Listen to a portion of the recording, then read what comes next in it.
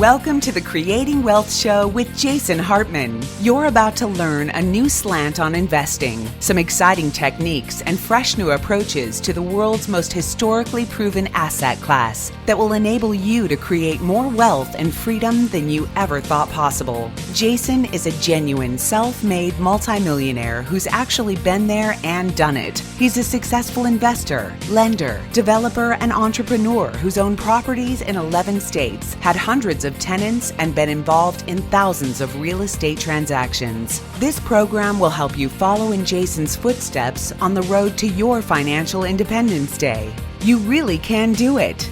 And now, here's your host, Jason Hartman, with the complete solution for real estate investors. Welcome to episode 1523. So today we have got several good things to cover. Number one, let's look at history a little bit and talk about the economic recovery after the Spanish flu. 102 years ago, we had another pandemic. Actually, we've had some other things between that and COVID-19 84. But we need to look at and analyze how and why there was a recovery after the Spanish flu of 1918. So we're going to do that. We're going to talk about the biggest wealth transfer in history.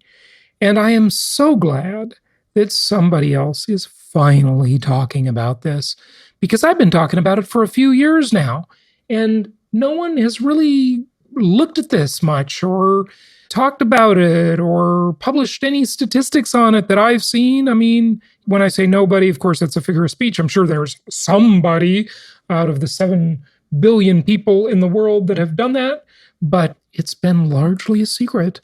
But today we will explore.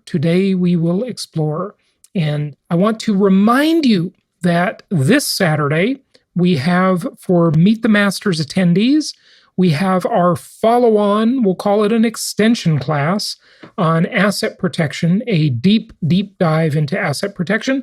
And that will be on Sunday. That is a live class with our asset protection specialist attorney. And he's going to be going into a much deeper look than the webinar he did for us a couple of months ago. And we're going to be discussing some advanced techniques and some other options outside of the usual. You know, most of you have heard the usual by now, but we're going to talk about some stuff that's kind of the next level of asset protection. So if you attended Meet the Masters, you got an email or a text message, or maybe both, about this, and it starts at 8 a.m. Pacific, 11 a.m. Eastern Time on Saturday. And then, of course, Sunday, we have a live stream where we'll be talking about becoming an empowered investor. But let me share with you a few things that relate to becoming an empowered investor before we start on all of this other great stuff. Number one, let's talk about some beliefs. What do we believe in? You know, it's been said that the history of the human race is nothing more than the history of belief. And if you think about that, isn't that the truth? The history of everything in the human race is simply the history of belief.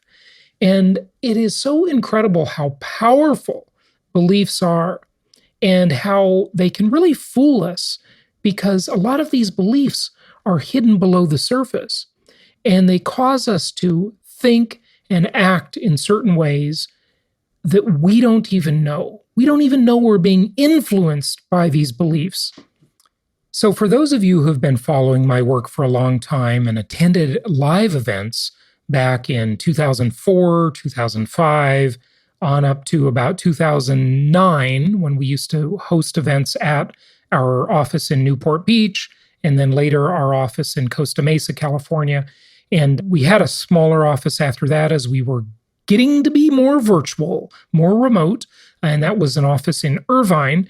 You probably never visit us at that office. You might have if you just had an appointment with one of our investment counselors, but not for an actual conference, because at that time we were doing the conferences in hotel facilities. So we used to have these tiles on the wall. They're literally porcelain tiles. And it's an old saying, And it is so good. It is so valuable as to what it talks about beliefs. So I literally just pulled the tiles off my shelf here. You can hear them. Hear that clank, clank. These are actual tiles I'm reading from. Yes. It's like some ancient tablets, right? Or scrolls or something like that, right? It's like the 10 Commandments, written in stone. So here it is. These are such great words.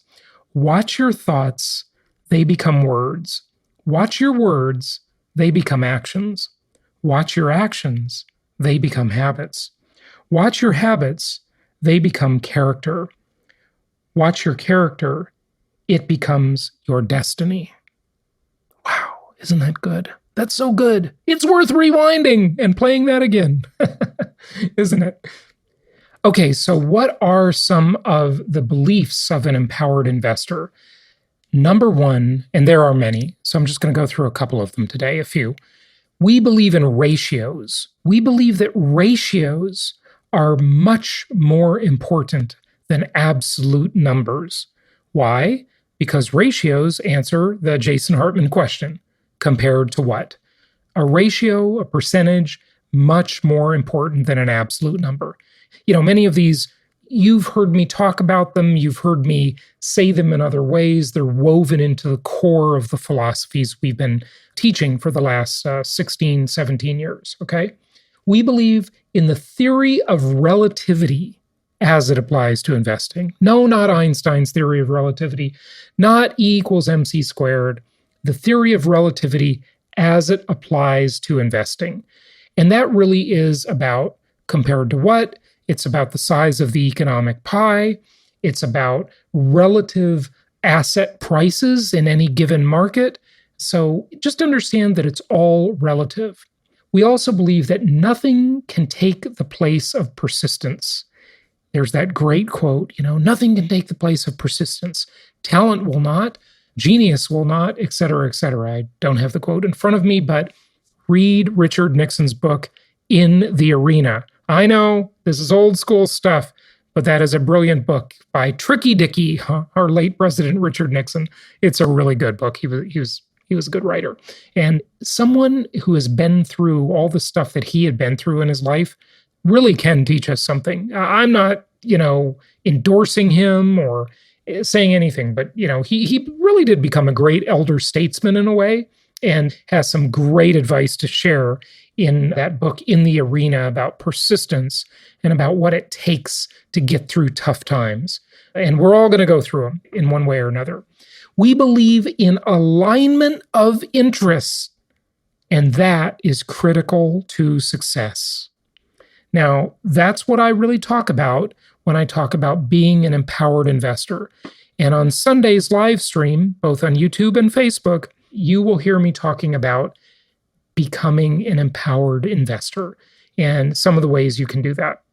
And we also believe that it is an amazing time to be alive.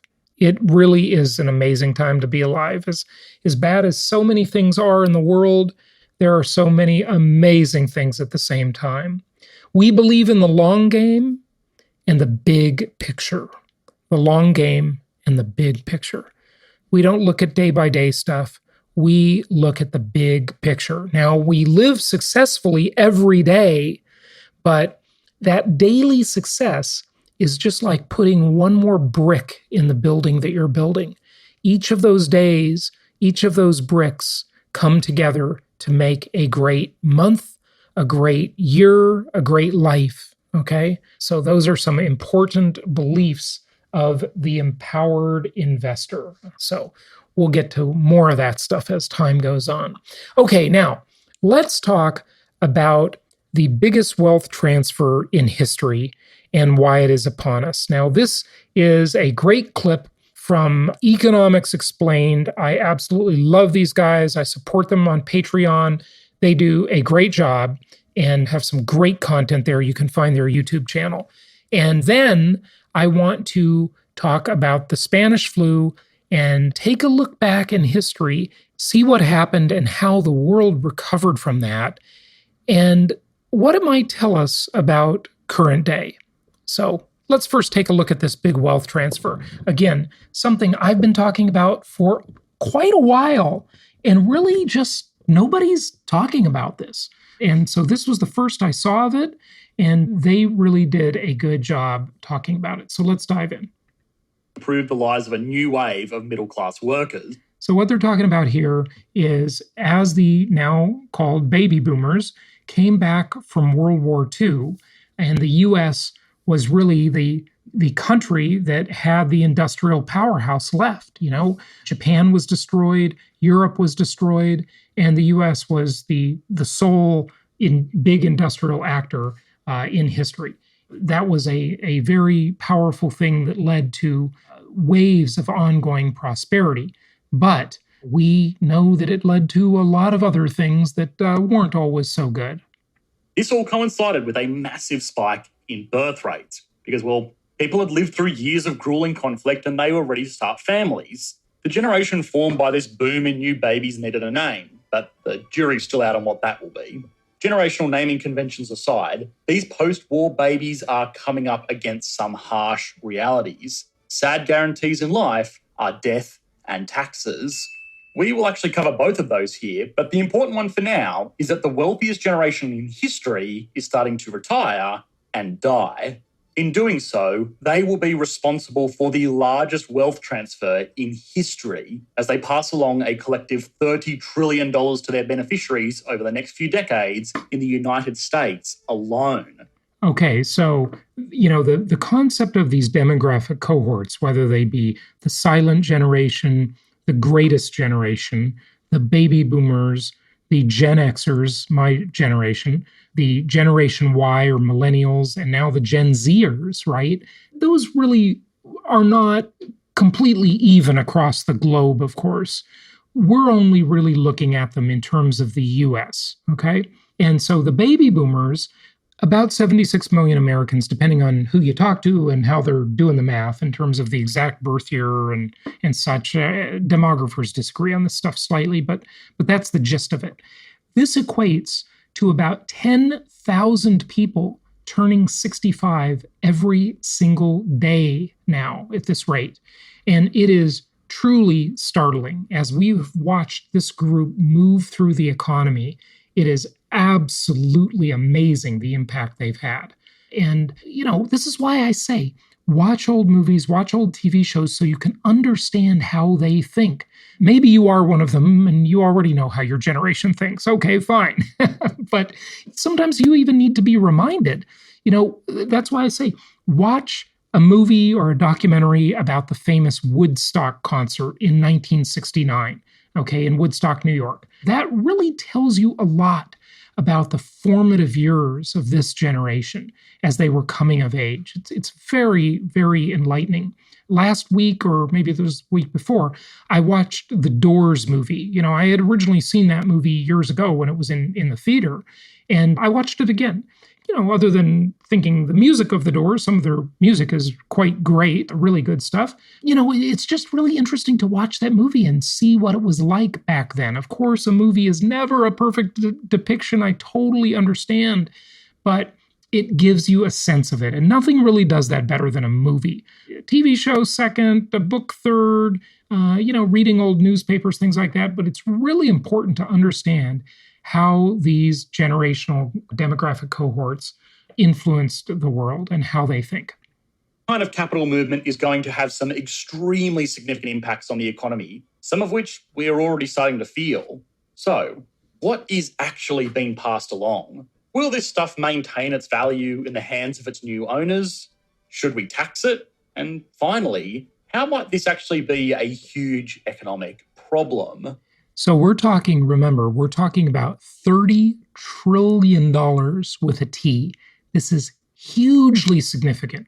So for all of you who have heard and are thinking, well, the millennial generation is a bunch of slackers.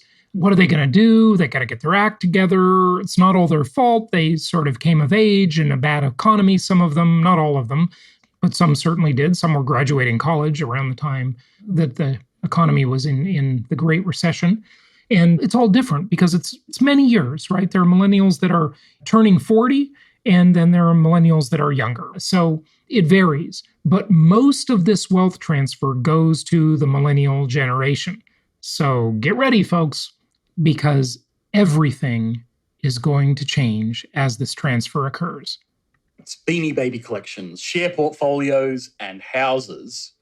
All of this money changing hands is bound to give a boost to the wallets of a younger generation, which has famously been saddled with economic headwinds like student loan debts, stagnant wages, and turbulent job markets.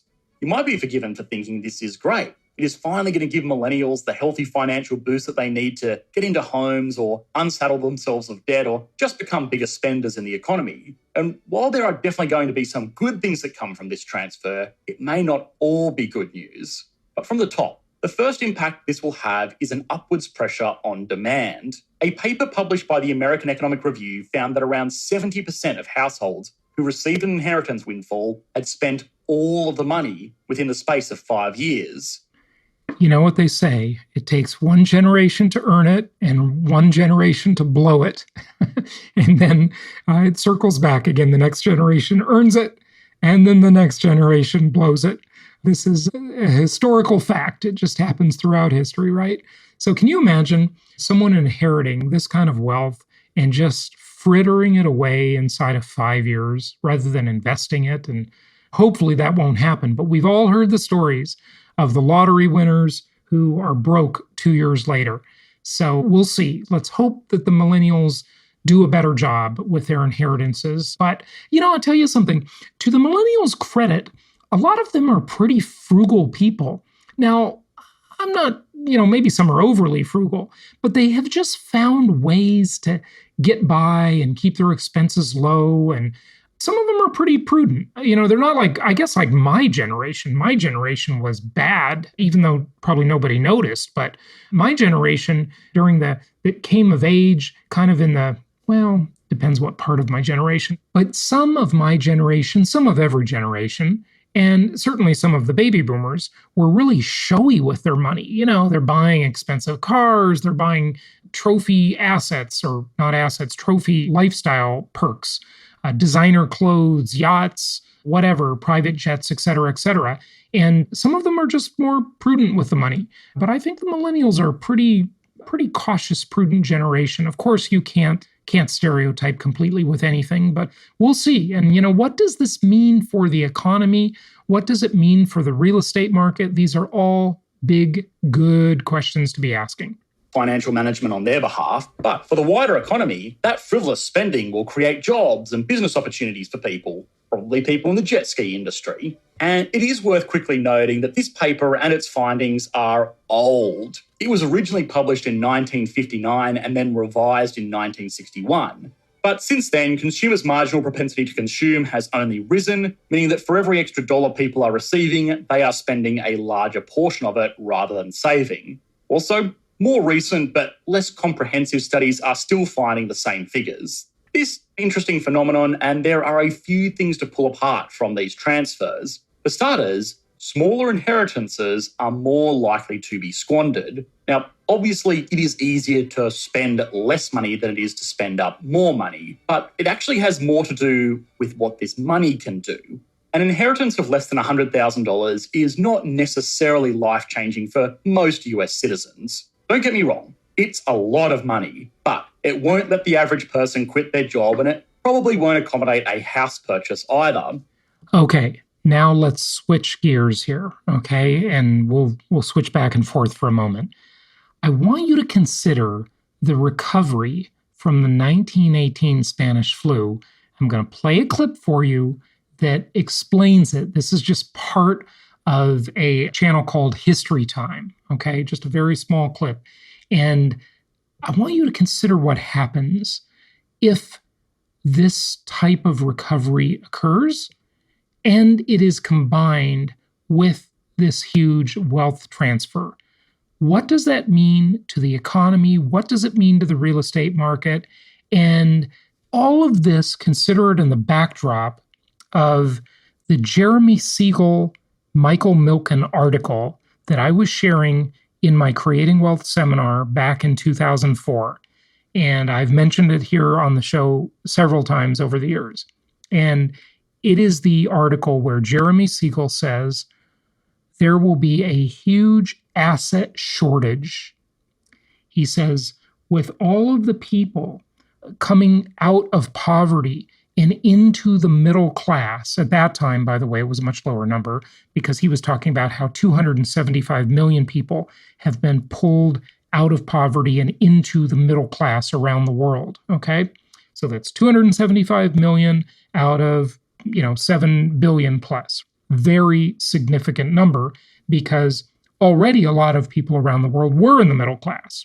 This is, if you've got the 3 billion in the lower classes, 275 million is nothing to sneeze at. That's very significant.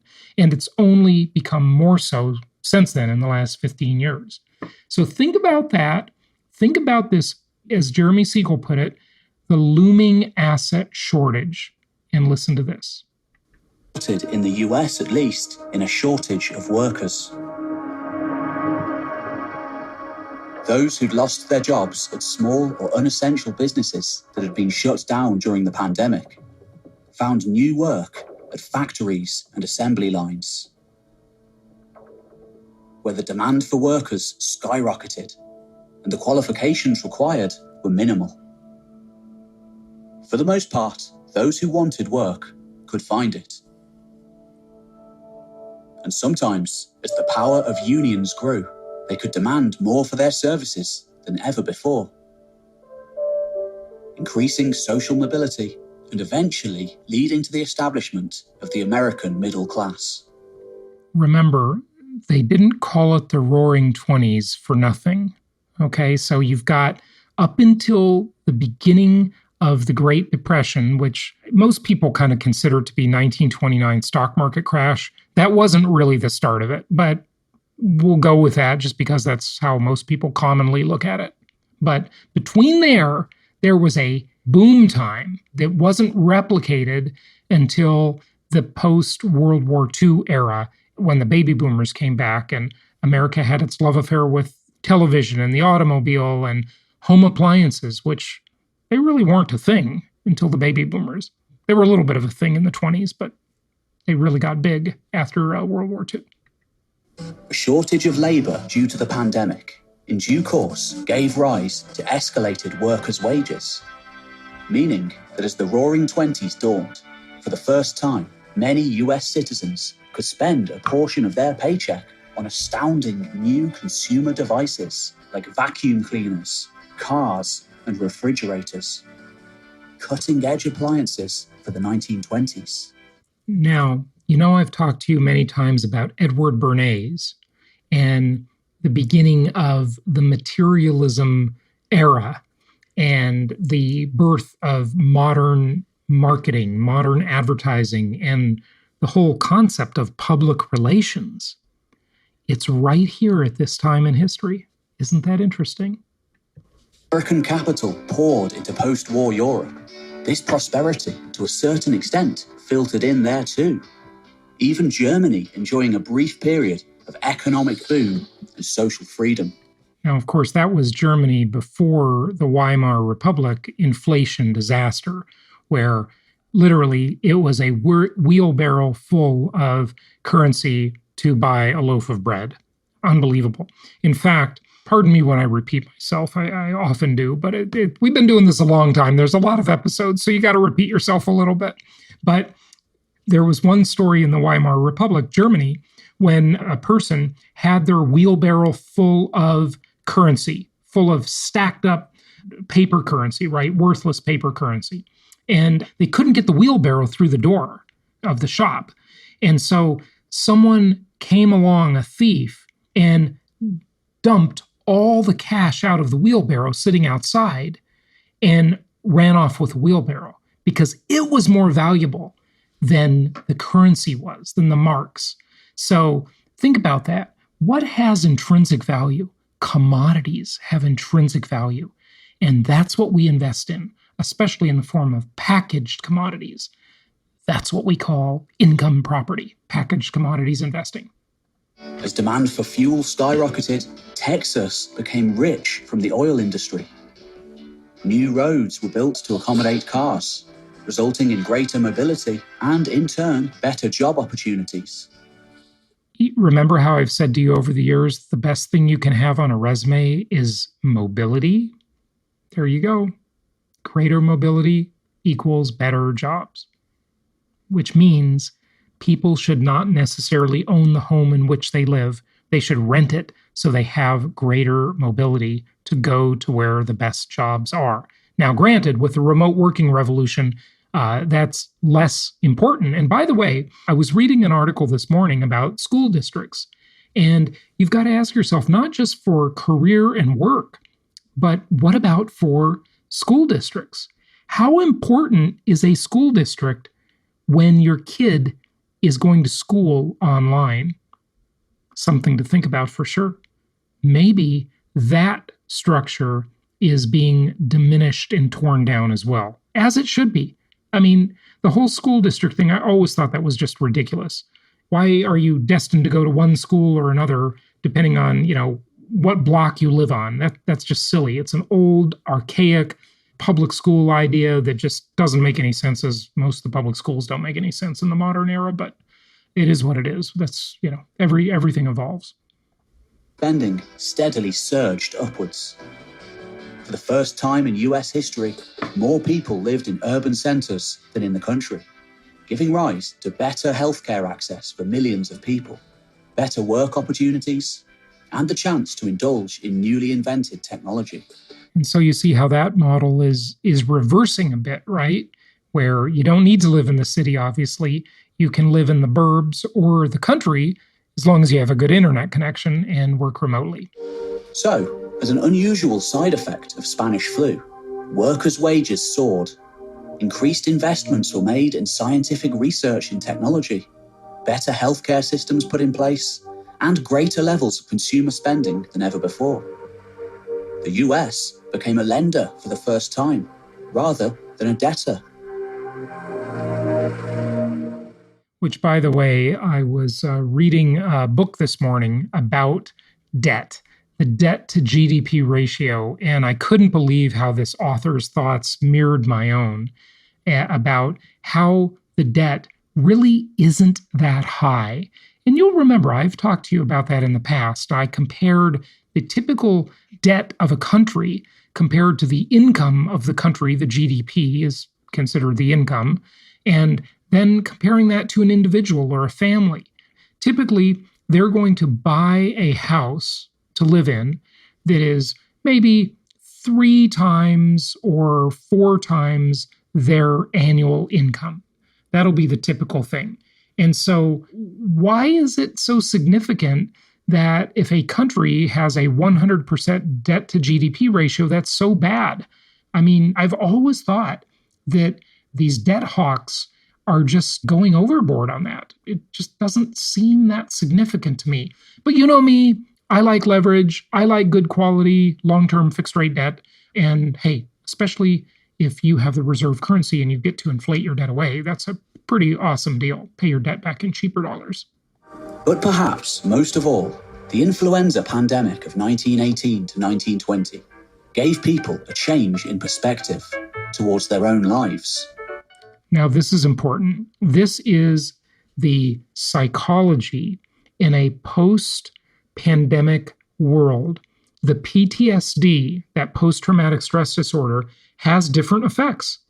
And one of the effects, and I've certainly noticed it with myself in the post-9/11 world, in the COVID world, one of the effects is this slight feeling, I mean, it's only slight in me, maybe it's bigger in you, but I'm sure it's crossed your mind, is, hey, live for today. Life is fragile. Nobody knows how much time they have left, so enjoy yourself. And that's exactly what happened in the post-Spanish flu era. Encouraging them to go out and enjoy themselves while they could. Unfortunately, this heedlessness towards the dangers of economic instability, much like the events leading up to the 2008 financial crash, would create a massive economic bubble. What goes up must come down. So that would be like the 80s into the 90s. the 60s into the 70s. That cycle just repeats itself over and over again. The early 2000s or late 90s really into the dot-com bubble, and then that being fixed by Alan Greenspan, the maestro, and I say fixed very sarcastically because he didn't fix it. He papered over it with money, with easing the money supply. And then you went into the Great Recession. But then coming out of that, well, we all know because we all just lived that the last 10 years, right? Or 12 years, depending on how you look at it. In 1929, much of the progress wrought as a result of unbridled laissez-faire capitalism would be undone when the New York stock market suffered its worst collapse in history, ultimately leading to intense poverty and hardship in places like Germany that had been propped up by US investment, where for a time wheelbarrows full of cash were needed to buy a simple loaf of bread. Hey, I think I just said that, right? If you go to Wikipedia and you look up the word inflation, you'll see a picture of a woman in the Weimar Republic basically throwing the Deutschmarks into the furnace because they were more valuable. That paper currency was more valuable to yield heat than to actually spend it. Can you imagine burning $20 bills, burning stacks and stacks of $20 bills to stay warm? That was actually a worthwhile equation back then because the inflation was so rampant that the money just became totally worthless. And of course, this led to the rise of a tyrant, and you know what his name was, Adolf. As well as American Midwest farmers who starved to death in droves. And what did that lead to? That led to the mass migration and the Grapes of Wrath, John Steinbeck's novel. By the 1930s, partly as a result of this economic depression, fascism was on the rise. And another intensely difficult era began. But that's a story. And let's not forget about Mussolini either. Anyway, we better wrap it up. I hope that helped. I just wanted you to think about those converging trends, okay? These converging mega factors, if you will. The pandemic recovery, the inheritance, this giant wealth transfer, the biggest that has ever happened ever in human history, is upon us.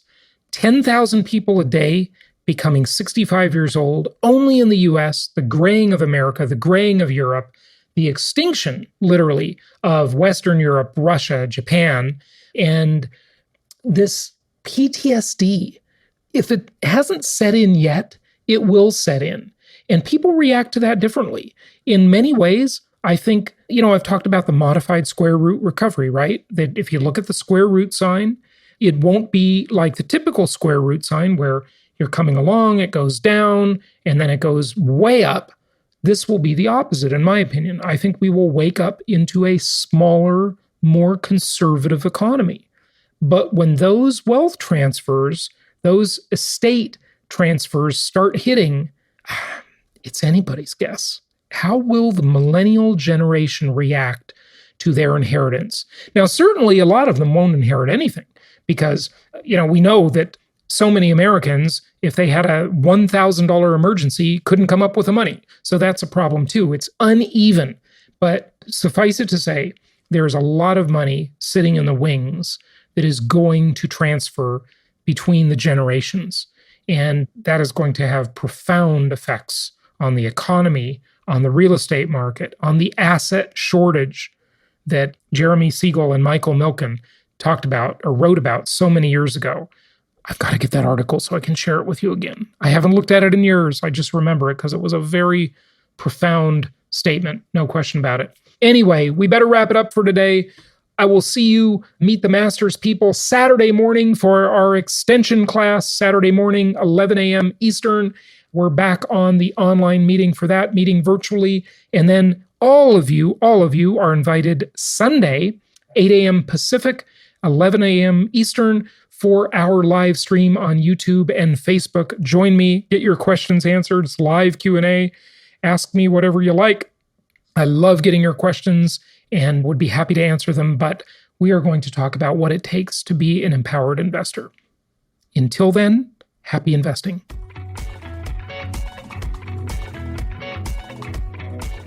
Thank you so much for listening. Please be sure to subscribe so that you don't miss any episodes. Be sure to check out the show's specific website and our general website, hartmanmedia.com, for appropriate disclaimers and terms of service.